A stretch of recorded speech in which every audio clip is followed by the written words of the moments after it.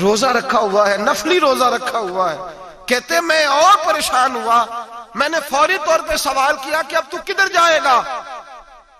تو کہنے لگا اب میں کہیں نہیں جاؤں گا، میرے ایک دن کا خرچہ میرے ماں باپ نے جو ڈیوٹی لگائی ہے وہ 3 دینار ہے، پورا ہو گیا ہے. اب میں باقی جو وقت بچے گا یا قرآن پاک کی تلاوت کروں گا یا محمد عربی پہ درود و سلام پڑھوں گا. میں نے کہا افطاری کر لینا. کہنے لگا مجھے مسجد بتا دو، میں جا کے اللہ اللہ کرتا ہوں، مجھے شام کو لے آنا. افطاری ہمارے ساتھ اس کی طے ہو گئی، مسجد چلا گیا. مغرب بعد لینے گیا تو کہنے لگا عشاء کے بعد آنا، اب تو میں نے پانی سے افطار کر لیا، کھانا کھانے جاؤں گا تو جماعت رہ جائے گی. کہتے ہیں عشاء کے بعد میں لایا، اس کو کھانا کھلایا. رات گہری ہو گئی تو میں نے کہا تو سو نہیں جاتا؟ کہنے لگا کوئی عرض نہیں، کبھی دور مزدوری کرنے نکل جاؤں تو رہ بھی جاتا ہوں، گھر والوں کو پتا ہے. کہتے میں نے مسافر خانہ کھولا، یوں سمجھیے ڈرائنگ روم بیٹھک میں نے کھولی، اس کو سلا دیا. میں اور میری بیوی اپنی معذور بیٹی کو روٹی دینے گئے اور ہم نے جا کے اس کو کھانا کھلایا جو ٹانگوں سے معذور تھی، اور ساتھ کہا کہ بیٹی آج بڑا پرہیزگار جوان ہمارا مہمان ہے.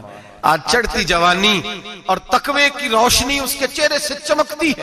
کیا بات ہے، بڑے ہی اچھے گھرانے کا تربیت یافتہ ہے. کہتے ہیں بچی کو کھانا کھلا کے لوٹے، اپنے کمرے میں سو گئے، بیٹی اپنے کمرے میں لیٹ گئی. ترس گئے تھے کہ بیٹی قدموں پہ چلے. تہجد کا وقت ہوا تو دروازے پہ دستک ہوئی. بڑی بے چینی کے ساتھ اٹھے میاں بیوی، کون ہے؟ بیٹی کی آواز آئی ابا جی دروازہ جلدی کھولیں. کہتے ہیں کلیجے پھٹنے لگے، ذہن بکھرنے لگے. سوچے ہیں کہ وہ 2-1 منٹ ہمارے اوپر پہاڑ بننے لگے. دروازہ کھولا تو وہ بیٹی جس کے لیے ترس گئے تھے کبھی چلے گی، وہ اپنی ٹانگوں پہ کھڑی ہے. کبھی دوڑ کے ادھر جاتی، کبھی دوڑ کے ادھر آتی. بیٹیاں پریشانی کا فون کر دیں تو پھر بھی آنسو نکل آتے ہیں، اور بیٹی گھر میں خوشی آ جائے تو پھر بھی ماں باپ رو کے ہی شکر ادا کرتے ہیں. ان کے لیے روتے ہی رہتے ہیں. کہتے میں تڑپ گیا. بیوی بھی رونے لگی، بیٹے یہ کیا ہوا؟ ہم تو مایوس ہونے لگے تھے معاذ اللہ کہ اب تو ٹھیک نہیں ہوگی، کیا ہوا؟ کہنے لگے ابا جی اماں جی آپ نے بتایا نا نیک جوان آیا ہے، نیک آیا ہے. تو میں آپ چلے گئے تو میرے دل میں خیال آیا اے اللہ اگر وہ واقعی نیک ہے تو اس کے صدقے مجھے شفا ہی عطا فرما دے. یا ایھا الذین آمنوا اتقوا اللہ وابتغوا الیہ الوسیلہ، اے اللہ صحت ہی دے دے. کہتے ابھی میری دعا بھی پوری نہیں ہوئی کہ میرا وجود حرکت کرنے لگا، اور یہ دیکھو میں اٹھ کے کھڑا ہو گئی ہوں. کہتے ہیں ہم لوگوں نے یہ دیکھا تو بھاگے اس کے کمرے کی جانب. جب دروازے پہ ہاتھ رکھا تو دروازہ کھل گیا. آگے گئے تو پلنگ خالی تھا، ایک رکا چھوڑ گیا ہے. کہنے لگا مجھے پتا ہے میری حقیقت کھل گئی ہے، میں تو اللہ کا بندہ ہوں. اگر تمہیں مجھ سے ذرا بھی پیار ہو گیا ہے تو پھر میرے پیچھے نہ بھاگنا، اللہ کی بارگاہ میں جھک جانا، پھر گناہوں سے توبہ کر لینا. کہا وہ تربیت یافتہ جوان آیا ہے اور مجھے بدل گیا ہے. میرے بھائی ماں باپ کی ذمہ داری اولاد کو نکھارنا ہے، ان کو سنوارنا ہے. روزی روٹی کی ذمہ تو اللہ تبارک و تعالیٰ نے لیا ہوا ہے. جو ڈیوٹی اللہ کی تھی وہ معاذ اللہ ہم نے اپنے ذمہ لے لی ہے. اولاد کو رزق حلال کی تربیت کریں، انہیں حکم دیں کہ وہ ہاتھ نہ پھیلائیں، انہیں کہیں کہ وہ محنت کر کے کھائیں، لیکن اصل تو ان کا اخلاق سنوارنا ہے. بچے ہمارے ان کی پوزیشن اتنی خراب ہو جاتی ہے، ہم لاڈ پیار میں اتنا ضدی کر لیتے ہیں. جب جس بچے کا ماں باپ کے ساتھ گزارا نہیں، بتلائیے وہ بیوی کے ساتھ گزارا کرے گا؟ جس کا ماں باپ کے ساتھ وقت نہیں گزرتا وہ بہن بھائیوں کے ساتھ گزارے گا؟ جس کا ماں باپ کے ساتھ وقت نہیں گزرتا وہ کولیگز کے ساتھ وقت گزارے گا؟ کس طرح وہ اپنے آپ کو، میرے نبی کریم سید عالم صلی اللہ علیہ وسلم نے ڈیوٹی لگائی کہ ماں باپ اپنے بچے کی تربیت کریں، انہیں اللہ سے جوڑیں. تکلیف میں وقت گزارا جناب اسماعیل نے. ایک روایت ایسی بھی ملتی ہے کہ 13 سال حضرت ابراہیم پلٹ کے گئے نہیں بیٹے کا پتہ لینے، لیکن جب بھی بیٹے نے ماں سے باپ کے بارے میں پوچھا کہ میرے والد کیوں نہیں آتے تو ماں نے ایک ہی لفظ کہا، بیٹے جناب ابراہیم اللہ کے نبی ہے اور اللہ کے حکم سے ہمیں چھوڑ گئے ہیں. ایسی تربیت، ایسی ٹریننگ بچے کے ذہن کو بدل ڈالا، اسے اللہ والا بنا لیا. اور ہمارے مفسرین نے بحث کی ہے کہ جناب اسماعیل جو اللہ کی راہ میں قربان ہونے کو تیار ہو گئے، ان کے سینے میں جو رب کریم کا اتنا پیار موجزن ہوا کہ وہ گردن کٹانے پہ تیار ہو گئے. تو فرماتے ہیں یہ تربیت جناب ہاجرہ کی تھی، یہ ٹریننگ حضرت وہ فیضان نظر تھا، یہاں کے مکتب کی کرامت تھی. سکھائے کس نے اسماعیل کو آداب فرزندی؟ میرے بھائی یہ جناب ہاجرہ نے تربیت دی. ایک بہت بڑے محدث ہیں، اتنے بڑے محدث ہیں کہ میرے نبی کریم کی مسجد نبوی میں وہ حدیث کے استاد رہے. حضرت ربیعہ بن عبد الرحمن نبی پاک کی مسجد نبوی میں حدیث کے استاد ہوئے. اور حضرت حسن بصری جو جناب علی کے شاگرد ہیں وہ بھی حضرت ربیہ کے شاگرد ہوئے. حضرت امام مالک جو 70 سال تک مدینہ اور مکہ میں حدیث پڑھاتے رہے وہ بھی حضرت ربیہ کے شاگرد ہیں. ان کے والد کا نام تھا عبد الرحمن فروغ. تاریخ بغداد میں لکھا ہے کہ بنو امیہ کے دور میں تابعین کے زمانے میں جناب عبد الرحمن بن فروغ گھر سے چلے گئے. ایک روایت ہے بچہ چھوٹا تھا, ایک روایت ہے بچہ ابھی ماں کے پیٹ میں تھا, جہاد کرنے چلے گئے. اس دور میں یہ جہاد ہوتا تھا کہ ایک علاقہ فتح کیا تو مسلمان اگلے علاقے میں چلے گئے, اگلا فتح کیا تو اگلے علاقے, ایک کے بعد دوسرے لوگ پلٹ کے نہیں آتے تھے. حضرت عبد الرحمن گئے 30,000 دینار بیوی کو دے گئے, کہنے لگے سنبھال کے رکھنا. اور جہاد کرنے نکلے تو 27 سال تک گھر نہیں آئے, اور 27 سال کے بعد آئے تو حضرت ربیہ محدث بن چکے ہیں, مسجد نبی میں حدیث کے استاد ہیں, بیٹا بہت بڑا شیخ بن گیا. واپس آئے, ہاتھ میں نیزہ ہے, کالی داڑھی تھی ساری سفید ہو گئی, وجود بڑا تگڑا تھا, کمزوری آ گئی. آئے, نیزہ پکڑا ہوا ہے, گھوڑے پہ بیٹھے ہیں, مدینہ منورہ میں گھر ہے, دروازے پہ دستک دی. حضرت ربیہ نے دروازہ کھولا, اندر داخل ہونے لگے تو کہنے لگے بابا تو کدھر گھستا آ رہا ہے؟ کدھر؟ اس نے کہا تو پیچھے ہٹ, تو میرے مکان پہ کب سے قبضہ کر کے بیٹھا ہے.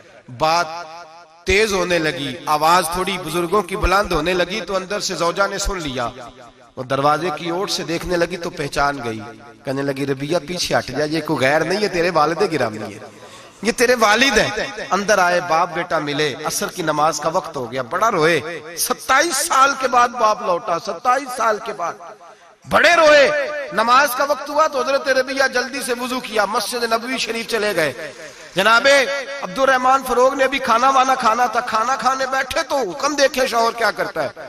یہ نہیں پوچھا کہ 27 سال حال کیا رہا, پوچھنے لگے میں تجھے 30,000 دینار دے گیا تھا وہ کدھر ہے؟ تو زوجہ کہنے لگی کھانا کھا لو, عصر کی نماز پڑھ کے آؤ, پھر بتاتی ہوں پیسے کہاں ہیں, آپ کی رقم بڑی اچھی جگہ پہ محفوظ ہے. کہتے ہیں میں نماز پڑھنے مسجد گیا, عصر کی نماز کے بعد میرے نبی پاک کے منبر پر ایک نوجوان بیٹھا ہے.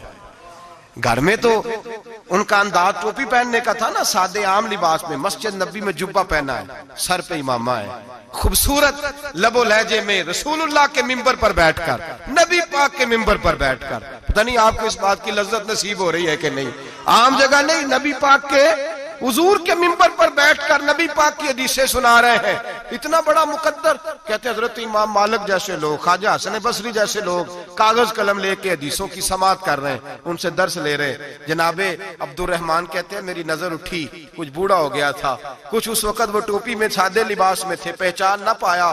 ایک شخص سے پوچھا یار ہے تو جوان پر اس کے چہرے کی نورانیت میرے دل کو بھا گئی ہے تو جوان پر اس کا حدیثیں بیان کرنے کا انداز میری طبیعت کو گھائل کر گیا. یہ کون ہے جو نبی پاک کی مسجد میں بیٹھ کے حدیثیں بیان کر رہا ہے؟ تو کہتے ہیں امام مالک کہنے لگے بابا جی چپ کر جاؤ, ہمارے استاد کے بارے میں اونچے لب و لہجے میں بات نہ کرنا, دیکھتے نہیں کتنے کتنے لوگ بیٹھے ہوئے خاموشی سے. تو میں نے کہا مجھے بھی تو بتا دو نا ہے کون.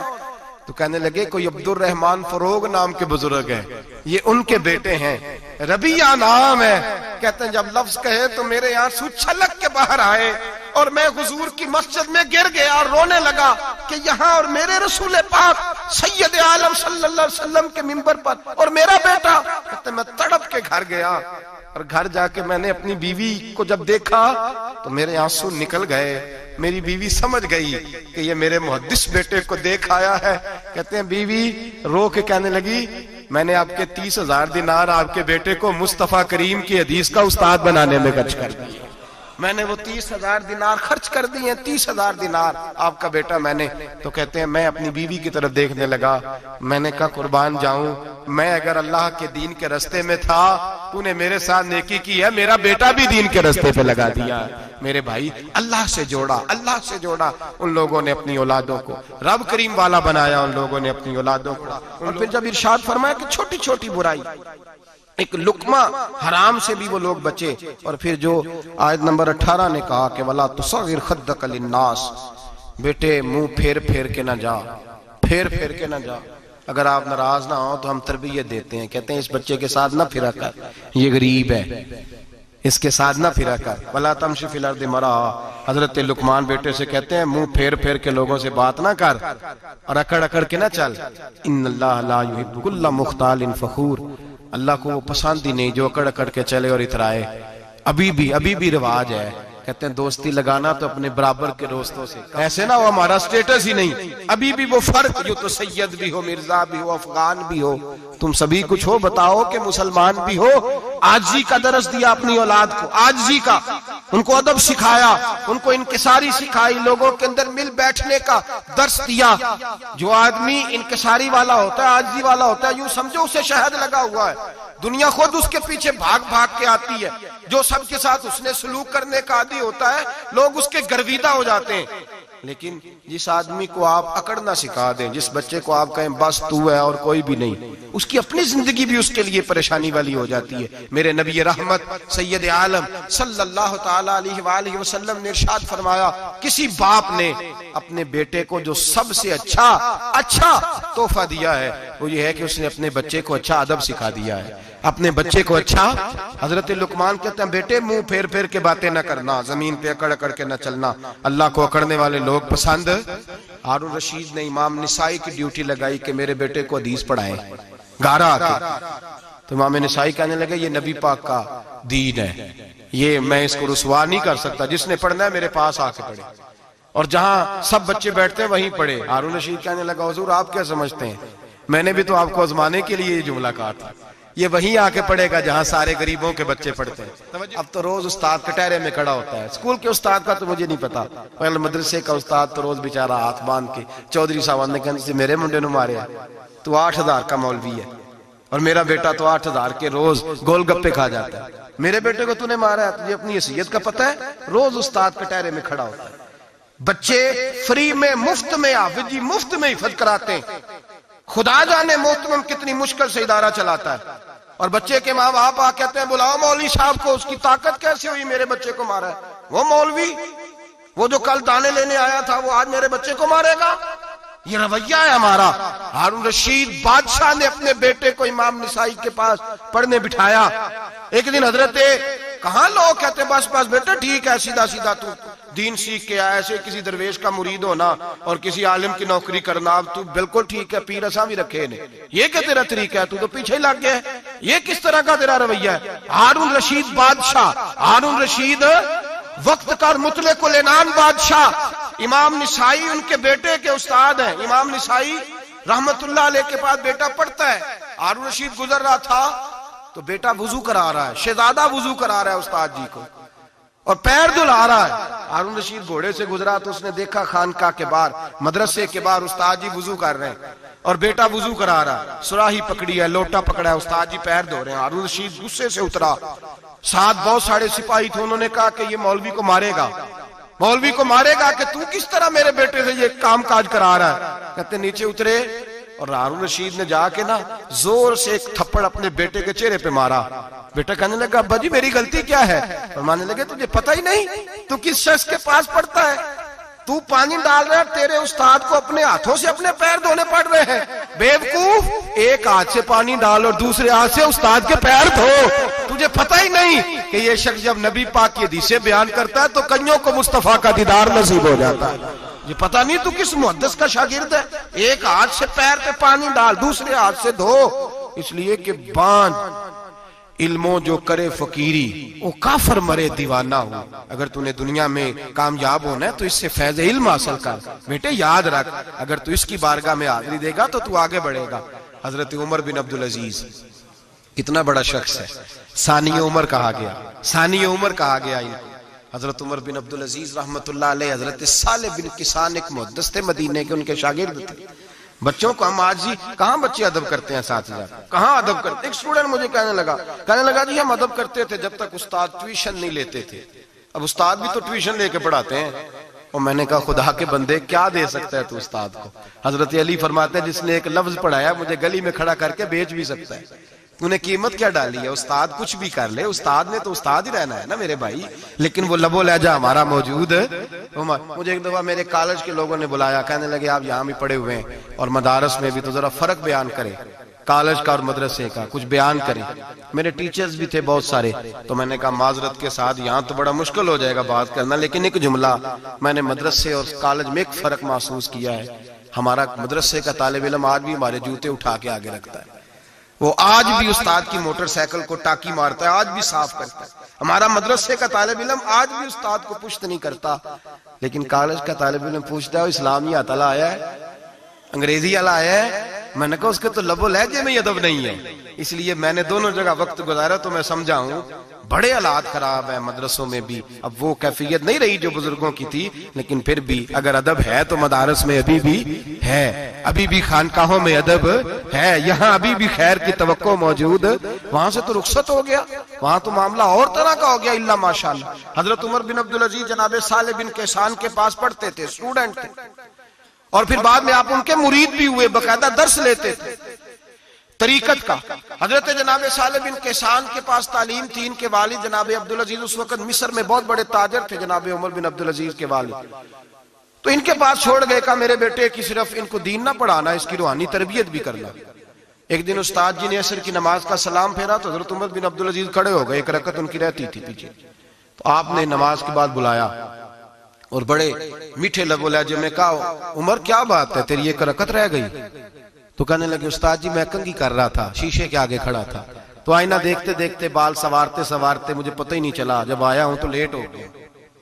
حضرت صالح بن کیسان رحمت اللہ علیہ نے ان کے والد کو مصر میں خط لکھا، فرمایا آپ کا بیٹا میری پوری فرما برداری نہیں کرتا، کل کو مجھے نہ کہنا تربیت صحیح نہیں ہوئی۔ آج فلاں تاریخ کو اس نے ایک رکعت پوری چھوڑ دی ہے جماعت کے ساتھ، اس لیے کہ وہ کنگھی کر رہا تھا بالوں کی، پوری رکعت چھوڑ دی ہے۔ ابا جی بہت بڑے تاجر تھے، پر انہوں نے یہ نہیں کہا کہ مولوی تو پاگل ہو گیا، اس کو تو پتہ ہی نہیں کیا ہو گیا، ابھی بچہ ہو جائے گا سیانا، کوئی بات نہیں ٹھیک ہو جائے گا۔